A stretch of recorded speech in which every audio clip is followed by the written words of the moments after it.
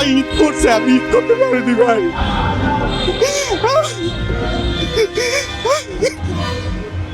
আমার ঘুরাচ্ছে খালি, আজ নয় কাল, কাল নয় পরশু, এইভাবে ঘুরাচ্ছে। মেয়ের নাম মিস্টার আসনিয়া রানা তামান্না। ও তারপর আরেকটা কথা ভাই ভুলে গেছি আমি, এই মামলার যে দ্বিতীয় আসামি সে হচ্ছে সেনা সদস্য মোহাম্মদ রেজাউল করিম রেজা। রেজাউল করিম রেজা থাকে বান্দরবনে আলীকদম সেনানিবাসে 31B-তে। এই হলো অপহরণকারী দুলাভাই। ওর বাসায় আমার মেয়েকে জিম্মি করে রাখা হয়েছিল। আমার মামলার আয়ু সহ, আমরা পুলিশ ফোর্স সহ আমরা চলে যাই সেই আলীকদম সেনানিবাসে আমাকে মেয়েকে উদ্ধার করার জন্য। ওখানে যাওয়ার পর আমরা ক্যান্টনমেন্টে ঢুকলাম, সব বললাম, আমাদের অফিসারদের সিওটিও আছে আর্মির, ওদেরকে বললাম আমার মেয়ে এখানে আছে, আমরা খবর পেয়েছি স্যার। তা আপনারাই চেক করবেন, আমরা জাস্ট দাঁড়িয়ে থাকবো, মেয়ে থাকলে আমরা নিয়ে যাবো, না থাকলে আমরা চলে যাব।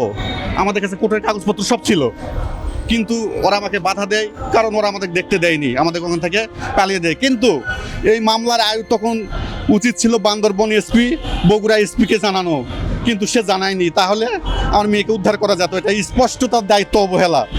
এমতাজুল হক কে মামলার আয়ু, ঠিক আছে। আর সেদিনের পর যখন আমাদের ফিরে দিচ্ছে, মেয়ে তো সেদিনই পাইতাম। আমার আশা এবং বিশ্বাস আর্মিরা তাদের সম্মান রক্ষার্থে আমার মেয়েকে হয় হত্যা করে লাশ গুম করে দিয়েছে, এটা আমার বিশ্বাস। তাছাড়া আমার মেয়ে কোথায়? আমার সরকারের কাছে অনুরোধ, আমার মেয়েকে গুম করা হয়েছে না মৃত্যু কি হয়েছে জানি না, পাচার করা হয়েছে। আমার মেয়েকে আমি চাই, দ্রুত আমার মেয়েকে আমার বুকে ফেরত চাই।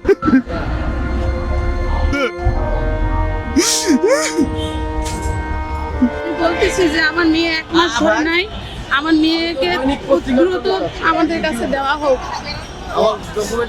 আচ্ছা, দিচ্ছি।